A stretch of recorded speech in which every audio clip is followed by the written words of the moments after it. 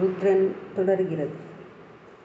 உடனே வியாதன் திவ்ய ஞானமுடைய ஜீவன் முக்தனாய் சர்வேஸ்வரனுடைய திருவடிகளில் சாஷ்டாங்கமாக பணிந்து, எல்லா பாபங்களும் என்னால் செய்யப்பட்டுள்ளன, அவற்றை மன்னித்து எளியனை அனுகிரகிக்க வேண்டும் என்று பிரார்த்தித்தான்.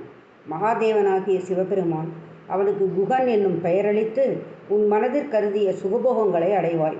நீ ஒரு ராஜதானியையும் காக்க வல்லவளான். உன் வம்சம் விருத்தியாகும்.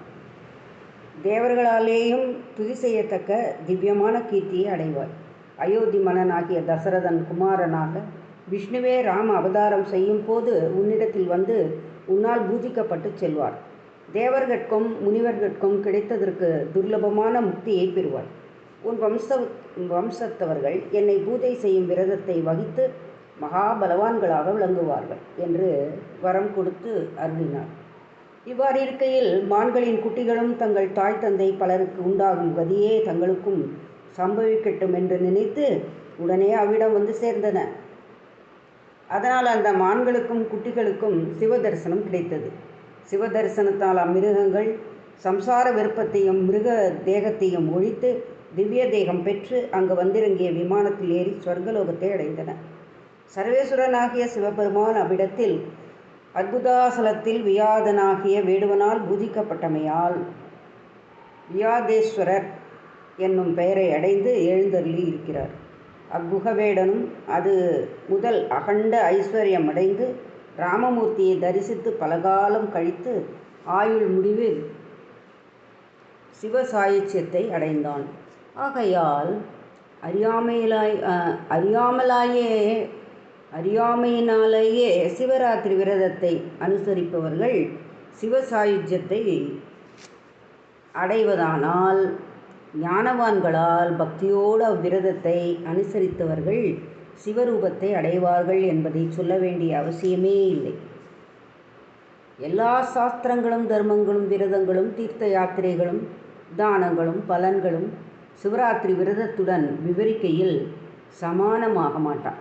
ஆகவே மிக்க சுபகரமான இவ்சிவராத்திரி இதத்தை விரும்புவோராகிய நீங்கள் ஆச்சரிக்க வேண்டும். இந்த விஷயத்தை பற்றி இதுகாரும் சொல்லிய தோஷ பாபத்தை ஒழிக்கத்தக்க வேறொரு சரிதுவம் உங்களுக்கு சொல்லுகிறேன். வேதநிதியின் கதை. ஜனகாதி முனிவர்களே அவந்தி நகரில் ஒரு தீட்சிதர் இருந்தார். அவர் உயர்குல பிறப்பும் வைதீக ஆச்சாரமும் மங்களகரமான செயல்களும் வேத சாஸ்திரங்களில் பூரண ஞானமும் கல்வி வேள்விகளிலும் போதிப்பதிலும் வல்லமை உடையவர். அவருக்கு நற்குல நற்குணப்பண்பும் கற்பும் கொண்ட மனைவி ஒருத்தி இருந்தார். அவர்களுக்கு சுனிதி வேதநிதி என்ற 2 பிள்ளைகள் இருந்தார்கள். சுனிதி தாய் தந்தையருக்கு பணிவிடை செய்வதில் மிகவும் விருப்பமுடையவனாக இருந்தான். வேதநிதி வேதங்களில் வல்லவனாக இருந்தும் ஒரு வேசியின் வீட்டில் வாழ்ந்து அங்கேயே ஸ்நான போஜானாதிகளை செய்து கொண்டு இருந்தான். இதை அறிந்த அவனது தாய் தந்தையர்கள் அவனை கண்டித்தார்கள். அவன் துராத்மாவாக இருந்ததால் தன் இயற்கையை விடவே இல்லை. இவ்வாறு இருக்கும்போது அந்த நகரத்து மன்னனுக்கு தீட்சிதர் மீது தயை உண்டாக்கி விலையுயர்ந்த ரத்னமயமான மோதிரம் ஒன்றை அவருக்கு பரிசாக அளித்தான். தீட்சிதர் அந்த மோதிரத்தை தன் வீட்டுக்கு கொண்டு போய் தன் தீய மகனுக்கு தெரியாமல் மறைத்து வைக்க வேண்டும் என்று தன் மனைவியிடம் கொடுத்தார். அவ்வம்மையும் அவ்வாறே மறைத்து வைத்திருந்தால் அதை எறிந்த குமாரன் வேதநிதி அதை திருடிச் சென்ற அன்றிரவே தன் ஆசைக்கு உகந்த தாசியிடம் கொடுத்து விட்டான். அந்த தாசியோ அதை அணிந்து கொண்டு அரசனது அவையில் நடமாடச் சென்றார். தீட்சிதருக்கு அளித்த மோதிரம் வேசியின் கருத்தில் ஜொலிப்பதை அரசன் கண்டதும், இது நம் தீட்சிதருக்கு கொடுத்ததாயிற்றே என்று உணர்ந்து அந்த நாட்டியக்காரியை நோக்கி, பெண்ணே, விலை மதிப்பு மிக உடைய இந்த மோதிரம் உனக்கு யாரால் கிடைத்தது என்று கேட்டான். அவள் உண்மையை சொல்லவில்லை.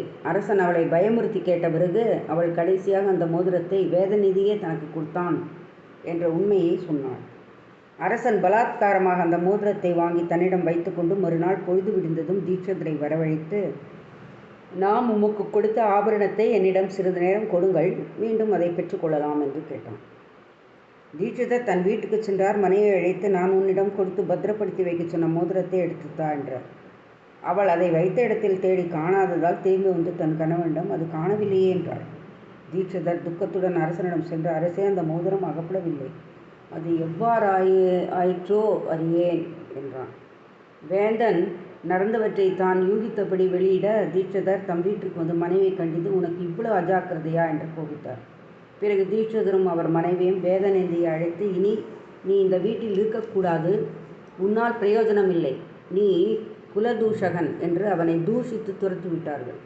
வேதநிதி பல நாட்கள் வெளியில் அன்ன ஆகாரம் ஒழுங்காக கிடைக்காமல் வருந்தி தன் காதற் கிழத்தியிடம் சென்றான். அவளும் அவனால் தனக்கு பொருள் எதுவும் கிடைக்காது என்று உணர்ந்து துரத்திவிட்டாள். அவன் அற்றவனாகிவிட்டான். அன்றைய தினம் உலகம் முழுவதும் கொண்டாடத்தக்க சிறந்த சிவராத்திரி விரத தினமாக இருந்தது. அன்று அந்நகர மக்கள் சிலர் சிவராத்திரி விரதம் அனுஷ்டித்து விசேஷ பூஜையை செய்ய விரும்பி பல வகையான நிவேதன பொருள்களுடன் ஒரு சிவாலயத்திற்கு சென்று கொண்டிருந்தார்கள். அவர்களை கண்டான் வேதநிதி. நாம் இவர்களுடன் சென்று எவ்வாறாவது இவர்களை வசப்படுத்தி ஆகாரம் வாங்கி புசிக்கலாம் என்று நினைத்து அவர்களை பின்தொடர்ந்து சென்றார். சிவாலயத்தில் பெரும் பசியுடன் இருந்து அவர்கள் செய்யும் பூஜையை பார்த்து கொண்டு உணவருந்த வேண்டும் என்ற அவா உடையவனாக இருந்தான். அவர்கள் எப்போது போவார்கள், எப்போது அன்னம் புசிப்பது, எவ்வாறு அந்த அன்னத்தை பெறுவோம் என்று எண்ணியபடியே தன் விருப்பம் கைகூட வேண்டும் என்று கண் விழித்து கொண்டிருந்தான். சிவபூஜை செய்தவர்கள் யாவரும் முதல் ஜாம பூஜை முடிந்து நிறுத்தம், கீதம் முதலியவற்றை இயற்றிவிட்டு தங்கள் இருப்பிடங்களை அடைந்தார்கள். சிலர் அங்கேயே தூங்கினார்கள். அங்கிருப்பவர்கள் தூங்குவதை கண்ட வேதநிதி சிவபெருமானுக்கு நிவேதித்து அங்கு வைத்திருந்த பக்குவானத்தை இச்சமயத்திலே தான் கொண்டு போக வேண்டும் என்று நினைத்து சிவலிங்கத்தை நோக்கி மெதுவாக நடந்தான். அங்கிருந்த தீபங்கள் பிரகாச குறைவாக இருந்தன. எனவே நிவேதன பொருள் அவன் பார்வைக்கு புலனாகவில்லையே. அவன் அவற்றை களவு செய்வதற்காக தன் உத்தரியத்தில் சிறிது கிழித்து திருத்தி போட்டு தீபத்தை தூண்டினான். அவன் தீபம் ஏற்றியதால் சிவசன்னதியில் இருந்த இருள் முழுவதும் விலகியது. அவன் தனக்கு வேண்டிய ஆகாரங்களை எடுத்துக்கொண்டு வெளியே புறப்பட்டான். அப்படி போகும்போது அங்கு தூங்கிக் கொண்டிருந்த கோயில் சேவகர் காலை மிதித்து விட்டான். அதனால் தூங்கிக் கொண்டிருந்த சிலர் கண்விழித்து திருடன் திருடன் என்று கூச்சலிட்டார்கள். வேதநிதி பயந்து ஓடினான். சிலர் அவனை பின்தொடர்ந்து கூச்சலிட்டு செல்லவே ராஜசேவகர்கள் அக்கூக்குரலை கேட்டு திருடனை பின்தொடர்ந்து பிடிக்கச் சென்றார்கள். வேதநிதி அவர்களிடம் அகப்படாததால் அவர்கள்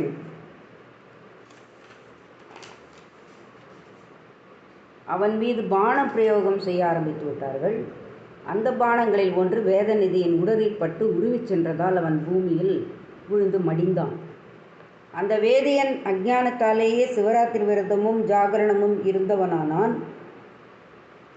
சர்வ தயாளரான சிவபெருமான் வேதநிதியை விரத பூர்த்தி செய்தவனாகவே அங்கீகரித்து விட்டார். அப்போது சிவதூதர்களும் யமதூதர்களும் வந்தார்கள். அவர்கள் இரு தரத்தாரும் இவனை கொண்டு போக வேண்டியவர்கள் நாங்கள் தான் என்று வாக்குவாதம் செய்தார்கள். யமதூதர்கள் சிவகணத்தினரை நோக்கி, இவன்தான் கொடிய பாபியாற்றே, அணுவளவும் புண்ணியமே செய்யாதவனாயிற்றே, இவனுக்காக நீங்கள் ஏன் வந்தீர்கள் என்று கேட்டார்கள். அதற்கு சிவகணங்கள், இவன் பாபியேயானாலும் சிவராத்திரி விரதம் இருந்து ஜாகரணம் செய்ததால் புனிதமாகிவிட்டான் என்றார்கள். யமதூதர்கள் யமதர்மராஜனிடம் சென்று அவர்கள் கூறியதை சொல்ல யமன், உண்மை, அவன் பாவங்கள் சிவராத்திரி விரதம் இருந்ததால் ஒழிந்தன என்று சொல்லி வேதநிதியை பார்த்து, நீ பாக்கியவானாகுக என்று வாழ்த்தினான். அதனால் வேதநிதி தன் மறுபிறவியில் கலிங்க தேசத்து மன்னனாக பிறந்து சிவபூஜை செய்வதையே பக்தியாக கொண்டு சிவராத்திரி விரதத்தை எக்காலமும் ஆதரித்து தன் ராஜ்யம் முழுவதையும் சிவாலய பிரதிஷ்டைகளும் சிவாலய நித்திய நைமித்திக பிராயச்சித்தாதிகளும் செய்வித்து மோட்சமடைந்தான். சிறிதும் பக்தி இல்லாமலேயே சிவராத்திரி விரதத்தால் இத்தகைய இஷ்டபோகங்களையும் மோட்சத்தையும் அஞ்ஞானிகளே பெற முடிந்தது என்றால், இந்த விரதத்தை பக்தியோடு அனுசரித்தவர்கள் சிறந்த முக்தியை அடைவார்கள் என்பதை சொல்லவும் வேண்டுமோ? திருடுவதற்காகவே சிவாலயத்து தீபத்தை வேதநிதி தூண்டியதால் இத்தகைய பயன் கிடைக்குமானால், ஞானத்தோடு சிவாலயத்தில் தீபம் வைத்தவர்கள் சுபமான மோட்சத்தை அடைய மாட்டார்களா? சிவபெருமானை விட ஒருவன் தயாளனாகவும் தூய்மை ஆக்குவோனாகவும் இல்லை. முனிவர்களே, மோட்சத்தை கொடுக்கத்தக்கது இந்த சிவராத்திரி விரதமே. சிவபெருமான் ஒருவனே பரத்துவ பொருள். அந்த சர்வேஸ்வரனே முக்தி ஸ்தானமாக விளங்குபவன். இந்த சிவராத்திரிக்கு சமமானதும் இதைவிட சிறந்ததும் ஒரு விரதமும் இல்லை.